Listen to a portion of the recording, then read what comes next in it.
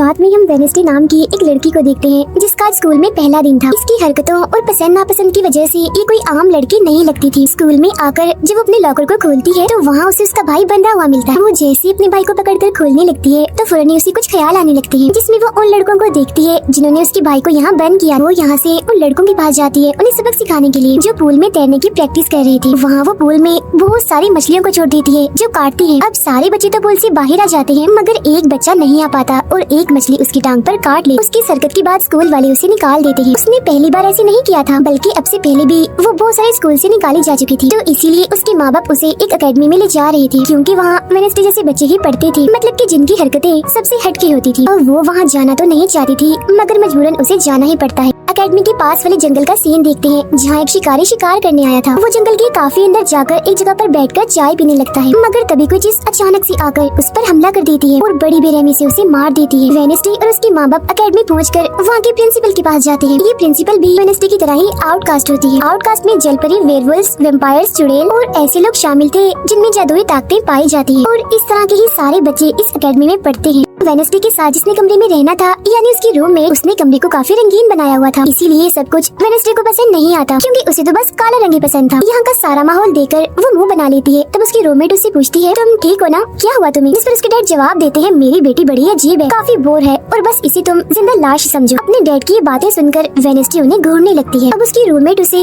पूरी एकेडमी घुमा रही थी। तभी एक लड़का वहाँ आकर वेडनेसडे से उसकी फेसबुक आईडी मांगता है, जिस पर वो कहती है, मैं कोई भी सोशल मीडिया इस्तेमाल नहीं करती, क्योंकि सोशल मीडिया हड्डियों को सड़ा देने वाली सिर्फ एक बीमारी है और कुछ भी नहीं। जाने से पहले वेडनेसडे की मॉम उसे कहती है, अब तुम यहाँ से कभी भाग नहीं पाओ। जिस पर वो कहती है, देख लीजिएगा, मैं आपसे वादा करती हूँ कि जल्दी मैं यहाँ से भाग जाऊंगी। वहाँ से जाते वक्त उसके डैड वहाँ एक हाथ छोड़ देते हैं ताकि वो वेडनेसडे पर नजर रख सके। उधर जंगल में जब पुलिस छानबीन करने आती है तो उन्हें उस शिकारी की लाश के टुकड़े अलग अलग जगहों पर पड़े मिलते हैं। ऐसा हादसा वहाँ पहली बार नहीं हुआ था, बल्कि तीसरी बार ऐसा हुआ कि एकेडमी के इस जंगल में कोई मारा गया। और वेडनेसडे अपने कमरे की सारी रंगीन चीजें हटा देती है और अपने रूममेट से कहती है, शोर मत करो, कमरे में शांति बनाओ, क्योंकि ये मेरे नॉवल लिखने का वक्त। मगर वो तो गाना लगाकर डांस करने लगती है, जिससे वेडनेसडे को गुस्सा आ गया था और वो उसे गाना बंद करने को कहती है। तो वो रूममेट अपने पंजे दिखाकर उसे डराने लगती है, क्योंकि वो थी एक वेयरवुल्फ, मतलब कि आधी इंसान और आधी वुल्फ। तभी इधर एक टीचर आती है जो काफी अच्छी थी और वो वेडनेसडे को वेलकम के तौर पर एक फूल गिफ्ट देती। अब अगले दिन जब वेडनेसडे कहीं जा रही थी तो उसके डैड का छुड़ा हुआ वो हाथ छुप छुप कर उसे देख रहा था। और फिर तभी उसके ऊपर एक स्टैचू गिरने वाला था, मगर बिल्कुल ठीक वक्त पर एक लड़का जिसका नाम जेवियर है उसे बचा लेता। लेकिन इस हड़बड़ी में वो बेहोश हो गई थी और जब उसे होश आती है तो बजाय जेवियर का शुक्रिया अदा करने की वो उसे कहती है कि मुझसे ये उम्मीद मत रखना कि मैं तुम्हारी शुक्रगुजार रहूंगी, क्योंकि तुमने मुझे बचाकर गड़बड़ कर दी, मेरी इतनी अच्छी मौत को टाल दिया। तब जेवियर कहता है, मैं तुम्हें काफी पहले से जानता हूँ, जब हम 10 साल के थे तब हमारी मुलाकात हुई थी। हम दोनों खेल रहे थे तो मैं जाकर एक ताबूत में छुप गया। लोग मुझे जलाने ही वाले थे मगर तुमने मेरी जान बचा ली और आज मैंने तुम्हारी जान बचाकर हिसाब बराबर कर। वेडनेसडे जब अपने कमरे में आती है तो उसे अपने बेड पर कुछ महसूस होता है। वो जैसे बिस्तर हटाती है तो वहाँ उस हाथ को देकर फौरन उसे पकड़ लेती है और पूछती है, तुम कौन हो और यहाँ क्या कर रही हो? जिस पर वो कहता है, मुझे तुम्हारे डैड ने तुम पर नजर रखने को कहा है, वही मुझे यहाँ पर छोड़ कर गए हैं। और वो उसे कहती है, मगर आज के बाद तुम मेरे लिए काम करोगी, वरना मैं तुम्हें हमेशा हमेशा के लिए दराज में बंद कर दूंगी। तो वो इस चीज के लिए मान जाता है कि ठीक है, मैं हर तरह से तुम्हारी मदद करूंगा।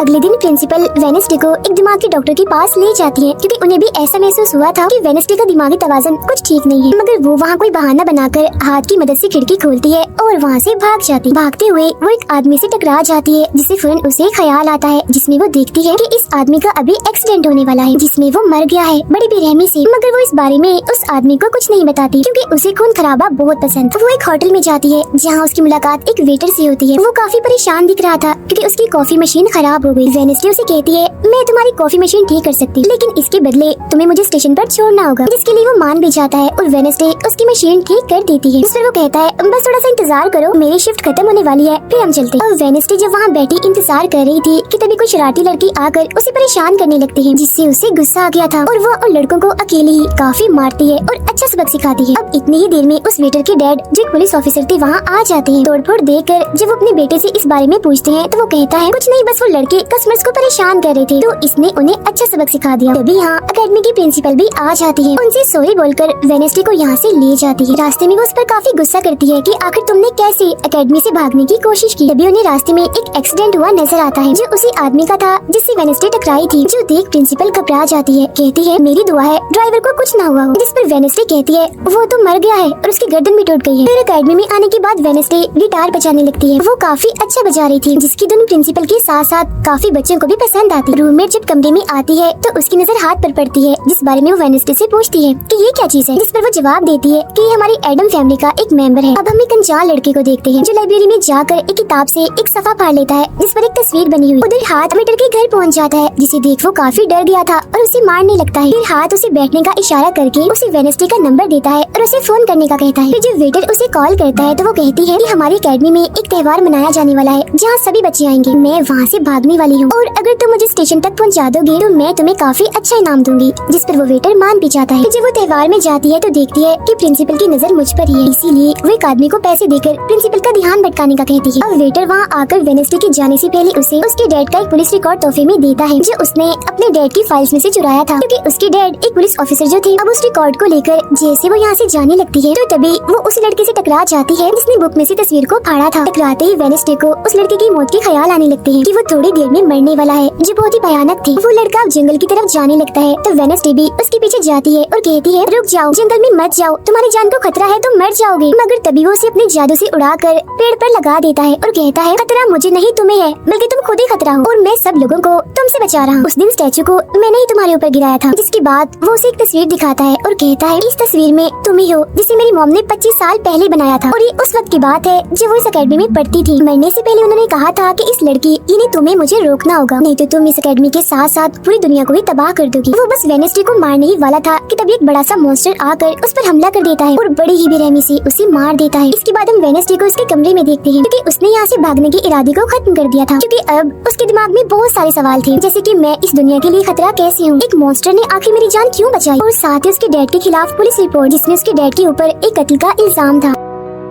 अब अगले दिन पुलिस ऑफिसर वहाँ आते हैं, क्योंकि वेडनेसडे ने ये रिपोर्ट लिखवाई थी कि उस अनजान लड़के की मौत मैंने अपनी आंखों से होती हुई देखी जंगल में। मगर पुलिस को वहाँ ना कोई लाश मिलती है और ना ही कोई ठोस सबूत। तो वेडनेसडे से पूछते हैं कि आखिर तुम इतनी रात को जंगल में कर क्या रही थी। इस पर वो कहती है मैंने जंगल में उस लड़के को जाते हुए देखा था और जब मैंने उसका पीछा किया तो देखा कि एक मॉन्स्टर ने आकर उसे मार दिया है, जिसके बाद मैं बेहोश हो गई। तो फौरन प्रिंसिपल पुलिस ऑफिसर से कहती है उस लड़के का कोई कत्ल नहीं हुआ, वो जिंदा है, बस यहाँ से भाग गया है, इसीलिए आपको वेडनेसडे की बातों का यकीन नहीं करना चाहिए। अक्सर इसे इस तरह के दौरे पड़ते रहते, हम इसका इलाज करवा रहे हैं, जल्दी ये ठीक हो जाएगी। फिर जब प्रिंसिपल वहाँ से जाती है तो वो ऑफिसर से कहती है कि जंगल में कोई तो है जो सबको मार रहा है और उसी ने उस लड़के को भी मारा है। मगर तभी वहाँ वो लड़का आ जाता है जो जिंदा था और बिल्कुल सही सलामत भी। अब अगले दिन जब वेडनेसडे को डॉक्टर के पास ले जाया जाता है तो वो उससे पूछती है कि क्या तुमने ये अफवाह इसलिए फैलाई कि सभी की तवज्जो तुम पर हो जाए, यानी कि तुमने उस लड़के की मौत होते हुए देखा। जिस पर वो कहती है मैं जानती हूँ मैंने क्या देखा है, ओके, मुझे तुम्हें बताने की कोई जरूरत नहीं। अगले दिन उसे पता चलता है कि उसी लड़के को बगैर किसी वजह से अकेडमी से निकाला जा रहा है, इसीलिए वो अपने साथी उस हाथ को उस लड़के के पीछे लगा देती है। अब प्रिंसिपल के कहने पर वेडनेसडे एक एक्टिविटी में हिस्सा लेती है, जिस मकसद के लिए वो क्लब ज्वाइन करती है, जहाँ उसके साथ सिर्फ एक ही लड़का था जिसके साथ उसकी दोस्ती हो जाती है। जब हाथ उस लड़के के पीछे जाता है तो देखता है कि वो अपना रूप बदल रहा है, जहाँ पहले वो एक बुरा इंसान और फिर अकेडमी के प्रिंसिपल का रूप ले लेता है। जिसके बाद हाथ आकर ये सारी बात वेडनेसडे को बता देता है। अब जब क्लास शुरू होने वाली थी तो जेवियर उसे कहता है कि मेरी साथ वाली सीट खाली है तो तुम यहाँ बैठ जाओ, तो वो उसके साथ आकर बैठ जाती है। जेवियर यहाँ मकड़ी की तस्वीर बना रहा था और फिर अपने जादू से वो उसे जिंदा भी कर देता है, मगर एक ही झटके में वेडनेसडे उसे मार देती है और उसकी राख उड़ा देती है। अब एक लड़की जो काफी बदतमीज थी और विलन में थी, उसकी और वेडनेसडे के बीच काफी बहस हो जाती है, क्योंकि दोनों ही एक दूसरे से काफी चिढ़ती थी, एक दूसरे को जरा भी पसंद नहीं करती थी। और इसके बाद वेडनेसडे अपनी जगह अपनी रूममेट को उस क्लब में भेज देती है, जहाँ वो एक्टिविटी की प्रैक्टिस कर रही थी, और खुद वो अकेली ही चली जाती है अकेडमी की उस जंगल में मॉन्स्टर को ढूंढने के लिए। वेडनेसडे को वहाँ उस अनजान लड़के का टूटा हुआ चश्मा भी मिलता है, वही अनजान लड़का जिसे मॉन्स्टर को मारता हुआ इसने देखा था। और अब जैसे ही वो इस चश्मे को छूती है तो लाइब्रेरी में उसे वहाँ एक किताब भी दिखती है, तो वो उस किताब को खोजने लाइब्रेरी में चली जाती है, मगर उसे वहाँ उस तरह की कोई भी किताब नहीं मिलती। जिसके बाद वो चुपके से जेवियर के कमरे में चली जाती है, क्योंकि वो लड़का और जेवियर एक ही कमरे में रहते थे। वेडनेसडे और हाथ यहाँ पर उस किताब को ढूंढ रहे थे, मगर तभी यहाँ जेवियर आ जाता है, जिस वजह से वो बेड के नीचे छुप जाते हैं। तभी जेवियर के पास वो विलन लड़की भी आती है और उसे कहती है तुम मुझसे क्यों नाराज हो, अच्छा गुस्सा छोड़ो, सुलह कर लो। जिस पर वो मना कर देता है। अब उसके इनकार पर विलन लड़की को को लगने लगता है कि ये सब वो वेडनेसडे की वजह से कर रहा है। इसीलिए वो कहती है कि कल मैं वेडनेसडे समेत तुम्हारे सभी साथियों की कश्तियों की धज्जियां उड़ाने वाली हूँ। बेड के नीचे छुपे वेडनेसडे और हाथ भी उसकी ये बात सुन लेते। कमरे में वापस आने के बाद वेडनेसडे अपने रूममेट से कहती है कि कल जो कश्तियों की रेस होने वाली है मैं भी उसमें हिस्सा लूँ और कुछ भी हो जाए उस घमंडी लड़की यानी विलन को मैं हरा कर ही रहूंगी। अब अगले दिन जब रेस शुरू होती है तो बताया जाता है कि इस मुकाबले का कोई भी असूल कानून नहीं है। जो भी टीम सबसे पहले गुफा में जाकर झंडे को लाएगी वही टीम जीत जाएगी। जिसके फौरन बाद गेम शुरू हो जाती है और विलन भी अपनी चालें चलना शुरू कर देती है। वो अपने एक जलपरी साथी की मदद से एक टीम की कश्ती को तुड़वा देती है जिससे वो पूरी टीम पानी में गिर जाती है। मगर फिर जब वो जलपरी वेडनेसडे की कश्ती की तरफ आ रही थी तो हाथ उससे पहले ही जाल फेंककर उसे जाल में फंसा लेता है। अब किनारे तक सिर्फ 3 टीम्स पहुँच पाती है और जब सारे लोग झंडा लेने अंदर जाते हैं तो रूममेट अपने पंजों से जोकर टीम की कश्ती में छेद कर देती है। फिर सभी के साथ वेडनेसडे जब झंडा लेकर आ रही थी तो उसे ख्याल आता है जिसमें वो अपनी ही जैसी एक लड़की को देखती है जिसके हाथ में किताब थी। होश में आने पर झंडा लेकर वो वापस से कश्ती में चली जाती है। जोकर की कश्ती तो छेद होने की वजह से वहीं पर ही डूब जाती है। जबकि जलपरी दोबारा से वेडनेसडे की कश्ती पर हमला करने लगती है मगर हाथ पानी में जाकर जलपरी को जोर से मुक्का मार। अब वेडनेसडे अपनी कश्ती से बहुत सारे तीर निकाल कर विलन की कश्ती में छेद कर देती है जिससे उसकी कश्ती डूब जाती है और वेडनेसडे की टीम इस रेस को जीत जाती है। अब ये 4 साल में पहली बार हुआ था जब उस विलन को किसी ने हराया था, इसलिए आज वो गुस्से में आग बबूला हुई। रात के वक्त वेडनेसडे एक स्टैचू के पास जाती है जिसके हाथ में किताब थी। किताब पर लिखी एक पहेली को जैसे ही वो सुलझाती है तो वहाँ एक रास्ता खुल जाता है। जैसे उसके अंदर जाती है तो देखती है कि यहाँ उसकी मॉम डैड के अलावा और भी बहुत सारे लोगों की तस्वीरें लगी हुई हैं। उसे वहाँ वो किताब भी मिल जाती है जिसकी वो तलाश कर रही थी। मगर जैसे वो उस किताब को वहाँ से लेकर जा रही थी कि तभी अचानक से कोई आकर उस पर हमला कर देता है जिससे वो बेहोश हो जाती है। अब उसे जैसे होश आती है तो देखती है कि उसे कुछ लोगों ने बंदी बनाया हुआ है जिन्होंने मास्क भी लगाए हुए थे। मगर उनकी आवाज सुनते ही वेडनेसडे उन्हें पहचान लेती है और कहती है कि मैंने तुम्हें पहचान लिया है, तुम अपने अपने मास्क हटा सकते हो। असल में ये लोग और कोई नहीं बल्कि विलन और उसके साथी थे। इसी दौरान वो अपनी रस्सी भी खोल चुकी थी और वहाँ से जाने लगती है। मगर जाते जाते वो कहती है तुम सब छोटे बच्चे हो, अगवा करना भी तुम्हें ठीक से नहीं आता। वापस आने के बाद वो उस तस्वीर को किताब पर लगाकर मुकम्मल करती है जिसे उस लड़के ने किताब से फाड़ लिया था और वो उसे पढ़ने लगती है। अब अगले दिन प्रिंसिपल सभी बच्चों को एक प्रोजेक्ट देती है जिसमें उन्हें शहर की सारी दुकानों पर जाकर काम करना था। शहर पहुँचने के बाद वेडनेसडे जेवियर को वो किताब दिखाकर पूछती है कि क्या तुम इस किताब को पहचानते हो? जिस पर वो कहता है हाँ। इस किताब को लेकर मेरे और उस लड़के के बीच में लड़ाई भी हुई थी जिसके बारे में तुमने कहा था कि मॉन्स्टर ने उस पर हमला कर दिया था। ये किताब एक जादूगर की है और 30 सालों से भी ज्यादा पुरानी है, तो तुम इसके साथ क्या कर रही हो? ये सुन वो उसे पूछती है तुम उस जादूगर के बारे में और क्या जानते हो? वो कहता है कुछ खास नहीं। अगर तुम उस जादूगर के बारे में जानना चाहती हो तो तुम्हें उसके घर जाना होगा जो काफी पुराना एक खास घर है। अकेडमी के सारे बच्चे भी अलग अलग दुकानों में जाकर काम करने लगते हैं। वेडनेसडे एक वेट्रेस बनी थी मगर उसका नखरा गुस्सा देखकर कोई भी उसे खाने की चीज नहीं लेता। वेडनेसडे का दोस्त पेस्ट्री खा रहा था कि तभी शरारती बच्चे आकर उसे परेशान करने लगते हैं और बस फिर होना क्या था, वेडनेसडे वहाँ आती है और उन्हें खूब मारती है। इसके बाद वो अपने उस दोस्त को लेकर जादूगर के घर जाती है ताकि वो सारी सच्चाई जान सके कि आखिर बात क्या है और उस किताब के बारे में भी। उसे वहाँ जादूगर की बहुत सारी चीजें और एक पेंटिंग भी दिखाई देती है। पेंटिंग में वो उसी लड़की को किताब पकड़ी हुई देखती है जो उसे गुफा के पास भी दिखी थी। उसके ख्याल में जब उनकी रेस में वेडनेसडे झंडा लेने गई फिर उसे वहाँ इस पेंटिंग वाली लड़की की किताब भी मिल जाती है मगर वो खाली थी क्योंकि वो नकली थी। इतनी ही देर में वहाँ एक औरत आती है तो वेडनेसडे उसे असली किताब के बारे में पूछती है जिस पर वो कहती है कि वो किताब तो चोरी हो गई थी और इस वक्त तुम जहाँ खड़ी हो ये भी उस जादूगर का असली घर नहीं है। इसके बाद वेडनेसडे वेटर से मिलने उसकी होटल जाती है और उससे जादूगर के असली घर के बारे में पूछती है तो वो उसे असली घर के बारे में बता भी देता है। जहाँ से वेडनेसडे अकेले ही उस घर में चली जाती है। वहाँ उसे एक बूढ़ा आदमी मिलता है जो उसे कहता है ये मेरी जगह है, मेरा घर है, निकलो यहाँ से। तब ये सुन वेडनेसडे का साथी वो हाथ उसके मुँह पर ही हमला कर देता है जिससे डरकर वो आदमी वहाँ से भाग जाता है और वेडनेसडे को यहाँ से कुछ नहीं मिलता इसलिए वो यहाँ से जाने लगती है। मगर जब वो दरवाजे से बाहर जाती है तो फौरन उसे ख्याल आता है जिसमें वो देखती है कि वो जादूगर एक लड़की को चुड़ैल साबित करके इस घर में बंद कर देता है जहाँ उससे पहले और भी बहुत सारे लोग बंधे हुए थे। ये सारे लोग आउटकास्ट के थे यानी कोई वेम्पायर था, कोई जलपरी, कोई वेयरवुल्फ तो कोई चुड़ैल। इसीलिए जादूगर इन सबको शैतान समझता था। इस तरह के सभी लोगों को यहाँ कैद करने के बाद वो इस पूरे घर में आग लगा देता है। वो बच्ची जिसे जादूगर ने चुड़ैल साबित किया था वो अपनी मॉम को आजाद करने की कोशिश करती है मगर नहीं कर पाती क्योंकि सभी लोगों को जंजीर की मदद से जमीन के साथ बांधा हुआ था। सिर्फ वो बच्ची ही आजाद थी इसीलिए अपनी माँ के कहने पर उसे बेसमेंट के जरिए वहाँ से भागना पड़ता है। जिसके बाद वो जादूगर जो बेहद ही जालिम था सभी आउटकास्ट के लोगों को जला देता है। तभी वो लड़की वेडनेसडे के पास आती है और कहती है वो बहुत ही जालिम है, हम सबको मार देगा। तब इतनी ही देर में वो जादूगर भी वहाँ आ जाता है जिससे वेडनेसडे डर जाती है और वापस से होश में मतलब कि मौजूदा वक्त में आ जाती है। होश में आते वो हाथ से कहती है मैंने उस लड़की को देख लिया, उसने मुझसे बात भी की, मुझे लगता है वो मेरे खानदान की कोई मेंबर है। तभी यहाँ जंगल वाला मॉन्स्टर आकर इस घर पर हमला कर देता है मगर जब उसकी नजर वेडनेसडे पर जाती है तो वो यहाँ से भाग जाता है। वेडनेसडे और हाथ उसका पीछा करते हैं, मगर देखते हैं कि मॉन्स्टर के कदमों के निशान तो इंसानी पैरों के निशान में बदल गए। अगले दिन उस जादूगर की मूर्ति को इज्जत के तौर पर इस जगह पर लगाया जाने वाला था, क्योंकि शहर के लोग तो उसे अपना हीरो ही मानते थे। और आज वेडनेसडे को वहाँ गिटार बजाने के लिए बुलाया गया था, लेकिन वो लोग जैसे मूर्ति लगाकर अपना काम करने लगते हैं तो तभी वो हाथ ले फेंक कर मूर्ति को आग लगा देता है, क्योंकि वेडनेसडे के कहने पर उसने पहले ही मूर्ति पर पेट्रोल डाल दिया था। आग देखकर सारे लोग वहाँ से भाग जाते हैं, मगर वेडनेसडे अभी भी वहाँ बैठी गिटार बजा रही होती है। साथ ही वो मूर्ति को जलता हुआ देखकर खुश भी हो रही थी। अब प्रिंसिपल को वेडनेसडे पर ही शक था, मगर उसके खिलाफ प्रिंसिपल के पास कोई सबूत नहीं था। अब जादूगर के जिस पुराने घर में वेडनेसडे गई थी, जहाँ वो बूढ़ा आदमी था, वो अभी भी वही रुका हुआ था, मगर तभी वो मॉन्स्टर वहाँ आता है और उस बूढ़े आदमी पर हमला कर देता है। लेकिन मरते मरते वो बूढ़ा आदमी मॉन्स्टर की 2-3 तस्वीरें अपने कैमरा में बना ही लेता है। पुलिस को जब ये खबर मिलती है तो फौरन छानबीन करने पहुँच जाती है, जहाँ उन्हें बूढ़े आदमी के कैमरा से मॉन्स्टर की तस्वीर भी मिल जाती है। अगले दिन हाथ मुर्दा घर जाकर वहाँ लगे कैमरा पर कोई चीज लगा देता है, ताकि जो वो करे उसे कोई ना देख सके। फिर वो दरवाजा खोलता है तो वेडनेसडे अंदर आती है। वो यहाँ दरअसल उस बूढ़े आदमी के जख्मों को देखने आई थी, जिसे उस मॉन्स्टर ने मारा था। वो बूढ़े आदमी की लाश को देखकर सारा डेटा अपने पास रिकॉर्ड कर लेती है, जबकि हाथ उसकी एक फाइल बनाने में लग जाता है। तभी वहाँ डॉक्टर और पुलिस ऑफिसर भी आ जाते हैं। तब छुपने के लिए वेडनेसडे एक बॉक्स मिस हो जाती है। जब डॉक्टर उस बॉक्स को खुला हुआ देखते हैं तो फौरन उसे चेक करते हैं, मगर जब वेडनेसडे को उसमें पड़ा हुआ देखते हैं तो उन्हें लगता है कि ये भी एक लाश है, इसीलिए वो उस बॉक्स को बंद करके वहाँ से चले जाते हैं। मगर फिर जब हाथ उसे वहाँ से लेने आता है तो वो कहती है, अच्छा तंग मत करो प्लीज, थोड़ी देर और सुने तो बड़ा मजा आ रहा है। फिर इसके बाद वो अपनी छानबीन से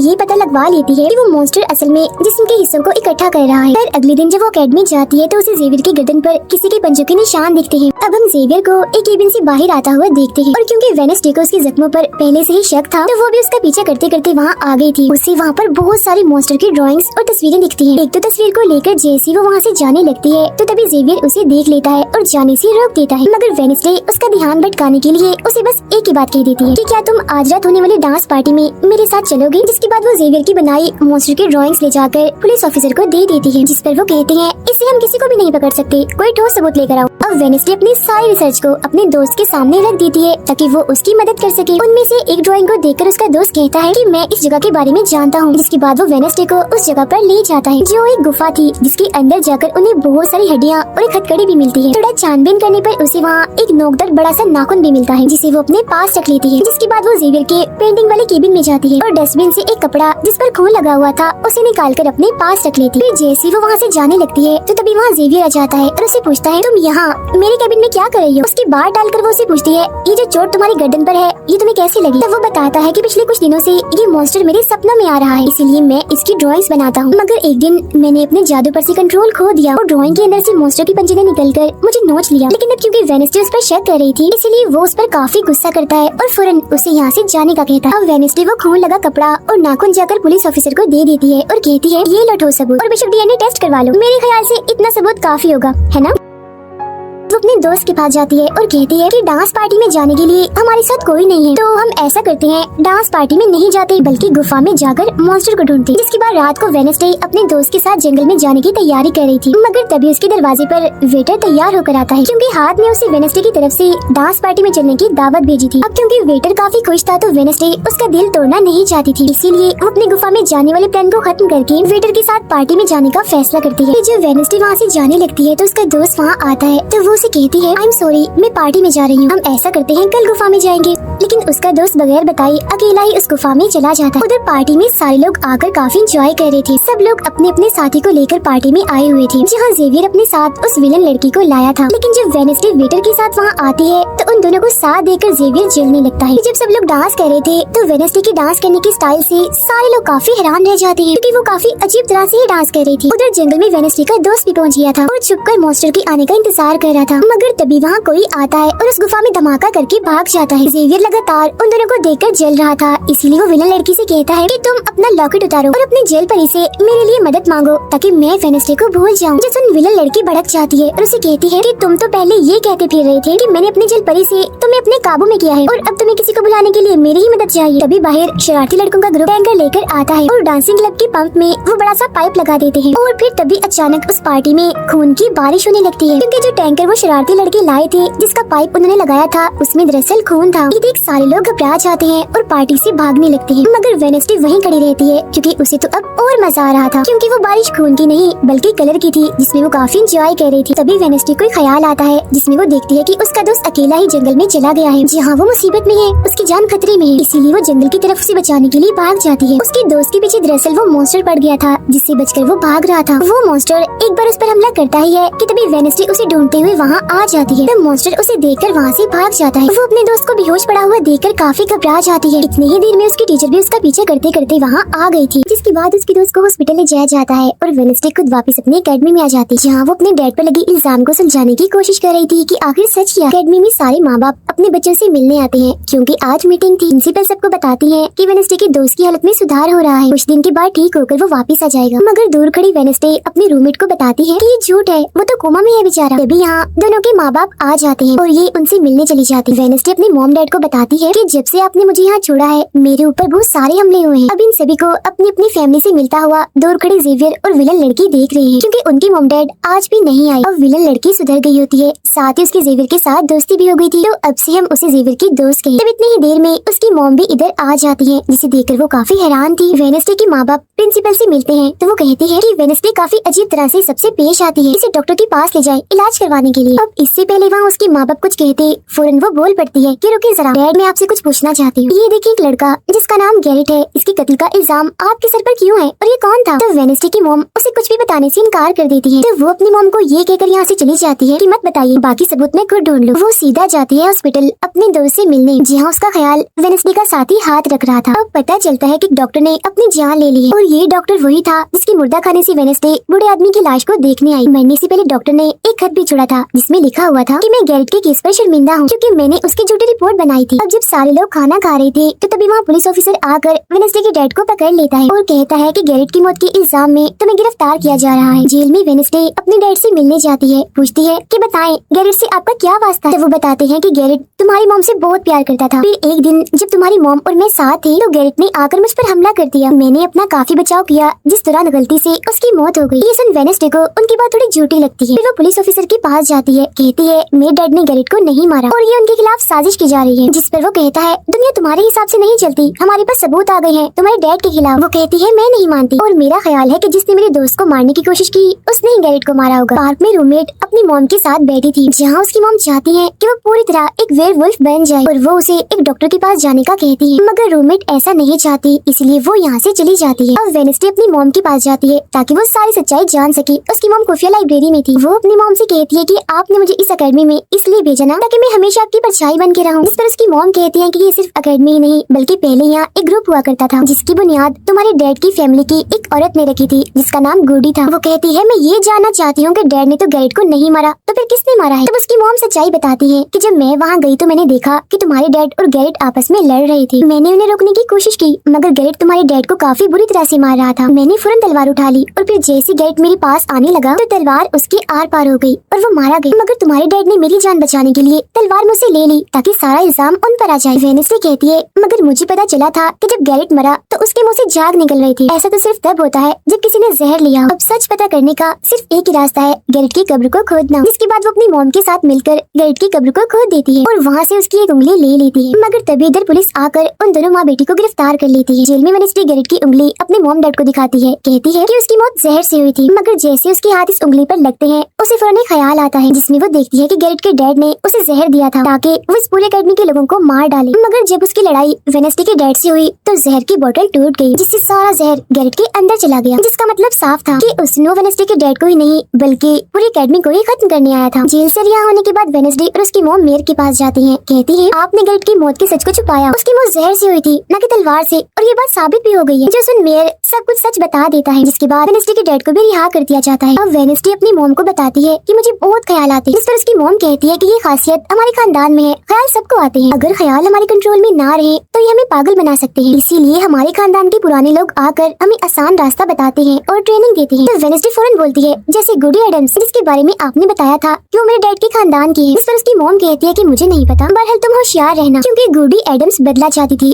जिसके चक्कर में वो खुद भी नहीं बच पाई। फिर सबके माँ बाप अपने अपने बच्चों से मिलकर जा रहे थे। रूममेट अपनी मॉम को कहती है, आप फिक्र मत करना, जब मुझे वेयरवुल्फ बनना होगा मैं बन जाऊंगी। जाने से पहले वेडनेसडे की मॉम उसे वही किताब देती है जो अक्सर प्रिंसिपल के पास हुआ करती थी। वो किताब लेकर वेडनेसडे प्रिंसिपल के पास जाती है, कहती है कि उस अनजान लड़की को आपने मारा था, मैंने देखा था, जिसके बारे में मैंने कहा था कि उसे मॉन्स्टर ने मारा है, क्योंकि वो आप ही हो जो खुद को बदल बदल कर लोगों को मार रही हो। मैं ये बात अब पुलिस को बता दूंगी। जिस पर प्रिंसिपल कहती है, नहीं, उसे मैंने नहीं मारा, बल्कि वो तो अपनी ताकतों पर से कंट्रोल खो बैठा था और उस दिन उसने तुम्हें मारने की भी कोशिश की थी। इनकी बातों के दौरान इन्हें बाहर से शोर सुनाई देता है। ये चेक करने जब वहाँ जाती है तो पता चलता है कि बाहर ग्राउंड में आग से कुछ लिखा हुआ है और वेडनेसडे अपने चारों तरफ मोमबत्तियां जला के बैठी थी, क्योंकि वो गुडी को बुलाने की कोशिश कर रही। मगर तभी इधर उसकी रूममेट आ जाती है, साथ ही उसे एक खत भी मिलता है जिसमें कोई उसे गुफा में मिलने बुलाता है। जब वेडनेसडे अपनी रूममेट के साथ वहाँ जाती है तो गुफा के अंदर जाने के बाद उसे एहसास होता है कि यहाँ कोई है। यहाँ दरअसल जेवियर और उसके साथी थे जो वेडनेसडे को सरप्राइज देना चाहते थे, क्योंकि आज उसकी बर्थडे थी। यहाँ वेडनेसडे को एक लाइन लिखी हुई दिखती है कि जब मैं लौटूंगा तो शोले बरसेंगे। इसे जैसे वो हाथ लगाती है तो उसे ख्याल आता है जिसमें वो उसी लड़की से मिलती है जो अक्सर उसे नजर आया करती थी, और ये और कोई नहीं बल्कि गुडी ही है। वो वेडनेसडे को एक महल दिखाकर कहती है कि अगर तुम्हें उस जादूगर के बारे में जानना है तो तुम्हें इस महल को ढूंढकर यहाँ आना होगा। जब वो ग्राउंड में खड़ी उस लाइन को देख रही थी जहाँ आग से कुछ लिखा था, तो तभी उसके पास जेवियर आता है जिससे वो बात नहीं करती क्योंकि नाराज थी। उसे लग रहा था कि हो ना हो जेवियर ही वो मॉन्स्टर है। फिर वो अपने दोस्त के पास हॉस्पिटल जाती है जो अभी भी बेड पर था और उसकी हालत भी खराब थी, इसीलिए वो उसे कोई बात नहीं कर पाती। और वेडनेसडे अपने दोस्त वेटर से मिलने जाती है और उसे उस महल जो गुडी ने दिखाया था उसकी तस्वीर दिखाकर पूछती है कि क्या तुम इस जगह के बारे में जानते हो, जिस पर वो मना कर देता। अब यहाँ तो उसका काम नहीं हुआ, इसीलिए उस तस्वीर को लेकर जेवियर के पास जाती है और उससे भी वही सवाल करती है कि क्या तुम इस जगह के बारे में जानते हो। मगर तभी उसकी नजर इसी महल की पेंटिंग पर जाती है जो जेवियर ने पहले से ही बनाई हुई थी, जिस पर वो बताता है कि ये जगह रात को मेरे सपने में आई थी तो मैंने इसे बना दिया। अच्छी बात ये थी कि जेवियर इस जगह के बारे में जानता भी था। तब उसी महल का पता लेकर वेडनेसडे वहाँ पहुँच जाती है जहाँ मेयर पहले से ही मौजूद था, और क्योंकि वो जान गया था कि असली कातिल कौन है तो वेडनेसडे उसकी गाड़ी में ही छुप जाती है। मगर जैसे मेयर की गाड़ी शहर में पहुँचती है तो कोई उनकी गाड़ी को ठोक देता है, जिससे मेयर का एक्सीडेंट हो गया था। वो काफी जख्मी हो जाते हैं, उनकी हालत मरने वाली हो गई। फिर अब रात के वक्त वेडनेसडे वेटर और अपने रूममेट के साथ उसी महल में आती है। यहाँ उसे ऐसा महसूस होता है जैसे कोई इधर रह रहा है, क्योंकि मोमबत्तियां गर्म थी और ये कमरा बिल्कुल साफ था। इतनी ही देर में वो मॉन्स्टर भी यहाँ आ जाता है, जिससे बचने के लिए ये लोग छुप जाते हैं। ये लोग देखते हैं कि जिन जिन लोगों पर मॉन्स्टर ने हमला किया था उनके जिस्म के कटे हुए हिस्से यहाँ पर पड़े हुए हैं। अब वेडनेसडे अपने दोस्तों को मॉन्स्टर से बचाना चाहती थी, इसलिए वो उन्हें यहाँ से ले जाती है। ये वेटर के घर जाते हैं जहाँ जैसे उसके डैड आते हैं तो वेडनेसडे उन्हें कहती है कि मैं आपको कुछ दिखाना चाहती हूँ, क्योंकि वो पुलिस ऑफिसर जो थे वो जब उन्हें महल में ले जाती है तो वहाँ पर कुछ भी नहीं था। मतलब जिस्म के कटे हुए हिस्से जो पहले यहाँ पर रखे हुए थे अब वो वहाँ पर नहीं पड़े थे, जिससे पुलिस ऑफिसर को गुस्सा आ जाता है और वो कहते हैं कि आज के बाद तुम मेरे बेटे से नहीं मिलोगी। अब जब वेडनेसडे एकेडमी आती है तो वहाँ उसे प्रिंसिपल मिलती है जो कहती है कि तुम्हें मैंने कहीं भी जाने से मना किया था, मगर तुमने मेरी बात ना मानकर अच्छा नहीं किया। जिस पर वो जवाब देती है, मैं सच का पता लगवाने गई थी, इसलिए मैं माफी नहीं मांगूंगी, मैंने कुछ गलत नहीं किया है। जिसके बाद वो प्रिंसिपल को एक पेंटिंग भी दिखाती है जिसमें वो जादूगर था और वेडनेसडे खुद थी। बताती है कि इसलिए वो अनजान लड़का मुझे मारना चाहता था, क्योंकि उसे लग रहा था कि एकेडमी के लिए मैं खतरा हूँ, मगर खतरा दुश्मन कातिल तो कोई और ही है, जबकि मैं तो इस एकेडमी और सबको बचाना चाह रही हूँ, तो मुझे एक मौका मिलना चाहिए। प्रिंसिपल कहती है, नहीं, तुम कहीं नहीं जाओगी, आगे से ऐसी कोई भी गलती की तो मैं तुम्हें एकेडमी से निकाल दूंगी। और वहाँ से वो ये कहकर चली जाती है। वो जब अपने कमरे में वापस आती है तो देखती है कि रूममेट अपना सामान पैक कर रही है, क्योंकि वो यहाँ से जा रही है। वो गुस्से में वेडनेसडे से कहती है कि तुम्हें सिर्फ अपना काम ही निकलवाना आता है, फिर चाहे इसके लिए तुम्हारे दोस्तों की जान क्यों न चली जाए, आज वो अजीब सा मॉन्स्टर हमें भी मार देता। जिसके बाद वो यहाँ से चली जाती है। और वेडनेसडे बिल्कुल अकेली रह गई थी, इसलिए कमरे में एक जगह बैठकर वो उस बॉक्स को देखने लगती है जो वो जादूगर के महल से चुरा कर लाई थी। उसे बॉक्स के नीचे एक खत मिलता है जिसमें वेडनेसडे की अपनी ही बहुत सारी तस्वीरें होती है। जो देख वो कहती है, मेरी एडम्स फैमिली, जादूगर, मॉन्स्टर और मैं शायद किसी न किसी तरीके से जुड़े हुए हैं। और जब ये बात मेयर को पता चली तो किसी ने उनका मुंह बंद कर दिया, मगर मैं चुप नहीं बैठूंगी और तुम जो कोई भी हो मैं तुम्हें ढूंढ लूंगी, देखना। अब मेयर की मौत हो गई थी और जब उन्हें दफनाया जा रहा था तो वेडनेसडे वहाँ आती है और सोचने लगती है कि कातिल यहाँ आए लोगों में से ही कोई है। मगर तभी उसे जंगल में कोई दिखता है। वो पीछे करती है तो पता चलता है कि और कोई नहीं बल्कि उसका अंकल है। अंकल बताते हैं कि मेरे ऊपर चोरी का इल्जाम है, तो कुछ वक्त के लिए मुझे छुप के रहना होगा। जब वेडनेसडे उन्हें एक केबिन में छुपा छुपा देती है और मॉन्स्टर की तस्वीर दिखाकर पूछती है कि आप इसके बारे में कुछ जानते हैं। जिस पर वो कहती है मैं ज्यादा कुछ तो नहीं जानता, अगर तुम्हें इसके बारे में जानना है तो तुम्हें खुफिया लाइब्रेरी में जाना होगा। वहाँ एक तिजोरी में डायरी है जिसमें इस मॉन्स्टर के बारे में सब लिखा है। आधी रात को वेडनेसडे उस लाइब्रेरी में जाती है जहाँ जेवियर पहले से ही मौजूद था। तब ये उसे कहती है जहाँ मॉन्स्टर से हमला हुआ है वहाँ तुम पाए गए हो, तो हो ना हो मॉन्स्टर तुम ही हो। मगर वो उसकी बात को अनसुनी करके यहाँ से चला जाता है। तभी इधर उसके अंकल आते हैं। ये मिलकर डायरी को ढूंढ लेते हैं जिसमें इस मॉन्स्टर के बारे में सब कुछ लिखा था कि ये मॉन्स्टर किसी के कंट्रोल में भी आ सकता है और फिर बस ये अपने मालिक के कहने पर ही काम करता है। रात के वक्त वो अपने साथी हाथ को कहती है कि मैं वेटर से मिलने जा रही हूँ, तब तक तो मेरी डायरी का ख्याल रखना। जब वेटर के साथ गुफा के अंदर जाती है तो देखती है कि यहाँ उसने गुफा को सजाया हुआ है क्योंकि वो उसे शादी के लिए पूछने वाला था। वापिस आकर वेडनेसडे देखती है कि उसके कमरे का सारा सामान इधर उधर बिखरा पड़ा है और उसकी डायरी कोई चुरा कर यहाँ से ले गया है। फिर जैसे ही वो अपने साथी हाथ को देखती है तो घबरा जाती है क्योंकि उसकी हथेली में किसी ने चाकू आर पार कर दिया था और अब उसमें जान नहीं थी, वो मर गया था। फिर वो हाथ को लेकर जल्दी से अपने अंकल के पास आती है और दुखी होती हुई कहती है प्लीज अंकल कैसे भी करके हाथ को जिंदा कर दीजिए। तब अंकल बार बार बिजली के झटके उसे देते हैं जिससे वो जिंदा हो जाता है। वो उसे पूछती है अच्छा तुम पर हमला किसने किया था, जिस पर इशारों से वो बताता है कि मैंने नहीं देखा क्योंकि हमला पीछे से हुआ था। जिस पर वेडनेसडे गुस्से से भर जाती है, कहती है चाहे कुछ भी हो जाए मैं उसे नहीं छोड़ूंगी, वो जो भी है। और वो प्रिंसिपल को आकर कहती है किसी ने मेरे कमरे में तोड़ फोड़ कर दी है, साथ ही कोई इस डायरी को भी चुरा कर ले गया है। वो कहती है वो डायरी तो खुफिया लाइब्रेरी में थी तो तुम्हारे पास कैसे आई, तुम ऐसी हरकतें मत करो कि अकेडमी को बंद करना पड़े, ऐसा मैं होने नहीं दूंगी। फिर जब वेडनेसडे वहाँ से जा रही थी तो तभी उसके पास उसके साथी आते हैं और उसे जानकारी देते हैं कि गैरेट जिसकी मौत का इल्जाम तुम्हारे डैड पर था उसकी मॉम को किसी ने डबोकर मारा था और मरने से पहले उनकी सारी प्रॉपर्टी एक डॉक्टर ने हथिया ली थी। डॉक्टर नाम सुनकर वेडनेसडे को दिमागी डॉक्टर पर शक होता है, इसीलिए वो सीधा उनके पास जाती है। कहती है कि मैं जानती हूँ आपके अंदर गैरेट की मॉम की आत्मा है जो सबसे अपनी मौत का बदला लेना चाहती है, अब बस कर दो तुम्हारा खेल खत्म हुआ। इसके बाद वो यहाँ से चली जाती है। ये सारी बातें सुन डॉक्टर को जरा भी समझ नहीं आती कि क्या बोल रही थी, इसीलिए वो फौरन प्रिंसिपल को कॉल करती है। कहती है वेडनेसडे आई थी, उसका बर्ताव काफी अजीब था, उल्टी उल्टी बातें कर रही थी वो। अब तभी यहाँ मॉन्स्टर आ जाता है जो डॉक्टर पर हमला करके उन्हें मार देता है। अब डॉक्टर तो मर गई थी, इसीलिए वेडनेसडे की शक की सुई अब जेवियर पर आ जाती है, इसीलिए वो उससे मिलने उसके कैबिन में जाती है। यहाँ उसे मरे हुए लोगों का सामान भी मिलता है जिससे उसका शक और पक्का हो जाता है। अब तभी इधर पुलिस भी आकर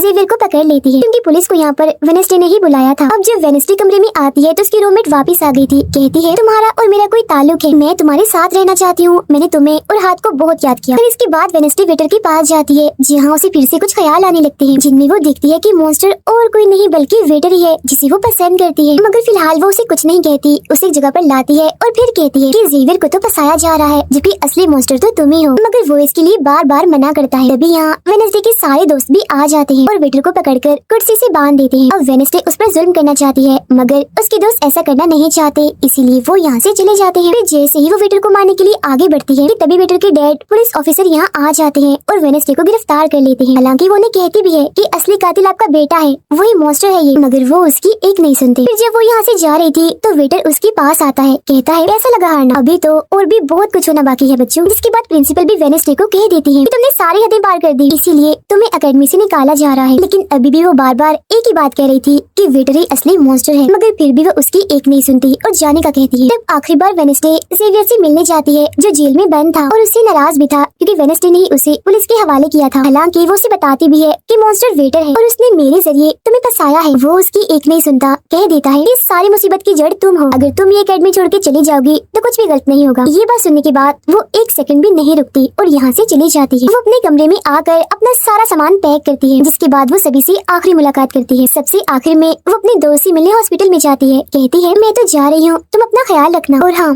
बाहर मत निकलना, भाई मॉन्स्टर हो सकता है। और उस दिन गुफा में धमाका करने वाला और कोई नहीं बल्कि प्रिंसिपल ही थी। जिस पर वो कहता है नहीं, धमाका करने वाले के जूते लाल थे जबकि प्रिंसिपल कभी भी लाल जूते नहीं पहनती। ये बात सुनकर वेडनेसडे को पता चल जाता है कि असली कातिल कौन है। वो अपनी उसी टीचर के पास जाती है जिसे सब पसंद करते थे और कहती है बाकी लोग तो बिला वजह मारे गए हैं जबकि असली कातिल तो तुम ही हो। तुमने ही वेटर को अपने कंट्रोल में करके उसे मॉन्स्टर बनाया और धीरे धीरे उसे अपना गुलाम बना लिया, अपने इशारों पर नचाकर लोगों को उसके जरिए मरवाया। तभी यहाँ वेटर भी आ जाता है जिसे वो टीचर कहती है जल्दी करो वेडनेसडे को मार दो। लेकिन दरअसल ये वेटर नहीं थी बल्कि प्रिंसिपल थी जो रूप बदल कर यहाँ पर आई थी। और अब टीचर प्रिंसिपल के गले में जहर का इंजेक्शन घुसा देती है जिससे प्रिंसिपल बेचारी मारी जाती है। वो वेडनेसडे को भी बांध कर जादूगर जादूगर की गुफा में ले आती है। गुफा में आकर वेनेस्डे को पता चल जाता है कि जिन मरे हुए लोगों के जिस्म के हिस्सों को इकट्ठा किया गया था वो दरअसल जादूगर को दोबारा से जिंदा करने के लिए किए गए थे। तभी यहाँ टीचर जो असली विलन थी वेनेस्डे को बताती है कि जब गुडी ने जादूगर को मारा था तो गुडी ने अपने खून से जादूगर की कब्र पर एक ताला लगा दिया था और अब जादूगर को जिंदा करने के लिए हमें गुडी की फैमिली मतलब एडम्स फैमिली के ही किसी इंसान का खून चाहिए, साथ ही पूरे चांद की रात भी हो और अब हमें ये सुनहरी मौका मिल गया है जादूगर को जिंदा करने का, क्योंकि एडम्स फैमिली से तुम हो और आज पूरे चांद की रात भी है, हम तुम्हारा खून लेंगे। जिसके बाद टीचर वेनेस्डे के हाथ पर कट लगा देती है जिससे उसका खून निकलने लगता है। फिर वो उसके खून से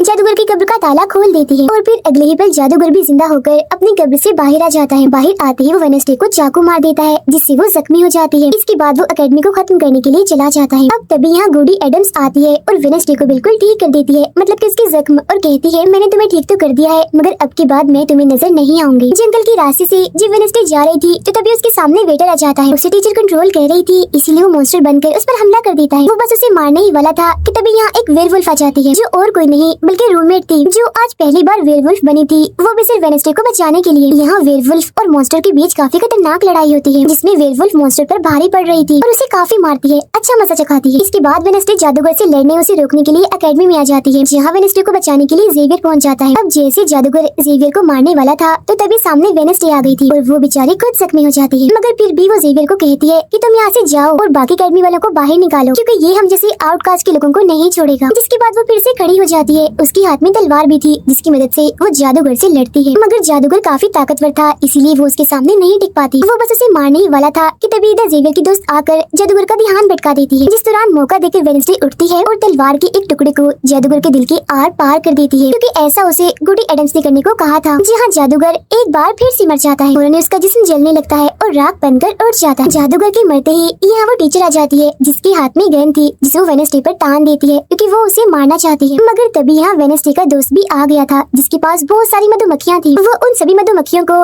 टीचर पर छोड़ देता है जिससे उसका भी काम तमाम हो जाता है। जब वेनेस्डे अपने मिशन में कामयाब होकर बाहर आती है जहाँ सारे लोग खड़े थे तो वो वहाँ अपने रूममेट को भी देखती है जो अब वेयरवुल्फ से अपने असली रूप में आ गई थी। यहाँ वो दोनों पहली बार गले मिलती है, मगर हैरत अब वेनेस्डे को कोई भी ख्याल नहीं आ रहा था। कुछ वक्त के बाद वेनेस्डे अपना नॉवल भी पूरा कर लेती है, मगर वो इसका एंड नहीं करती, इन्हीं की उसे खत्म नहीं करती और आगे बस एक सवालिया निशानी छोड़ देती है। वो जेवियर से मिलने जाती है जहाँ वो उसे गिफ्ट देता है जिसमें मोबाइल था। वो इस गिफ्ट को ले तो लेती है मगर कुछ नहीं कहती और वहाँ से चली जाती है। फिर जब वो अपनी गाड़ी में थी तो उसके पास मैसेज आता है जिसमें उसकी कुछ तस्वीरें थी और साथ ही ये मैसेज भी था कि मैंने तुम पर नजर रखी हुई है, जिससे वो सोच में पड़ जाती है कि टीचर तो मर गई है मगर अब उसके बाद ये कौन है जो सब कर रहा है। इसी सोच में वो अपने घर के लिए निकल जाती है। जिसके बाद हम पुलिस की गाड़ी को देखते हैं जिसमें वो वेटर को बांधकर कहीं ले जा रहे थे क्योंकि उन्हें भी पता चल गया था कि यही असली मॉन्स्टर है, इसे बस कोई कंट्रोल करता है। मगर तभी अचानक से वेटर दोबारा मॉन्स्टर बन जाता है और सभी पुलिस वालों को मार देता है। इसका मतलब ये था कि टीचर की तरह अभी भी कोई है जो इसे कंट्रोल कर रहा है और वो लोगों को मरवाता रहेगा इसके जरिए। और ये अनजान इंसान वही हो सकता है जिसने वेनेस्डे को मैसेज किया, यानी कि अभी भी कोई है जो अकेडमी को बंद करवाने में लगा है और मॉन्स्टर के जरिए खून खराबा कत्ल होना आम ही रहेगा। और इसी के साथ ही ये सीजन इधर ही खत्म हो जाता है।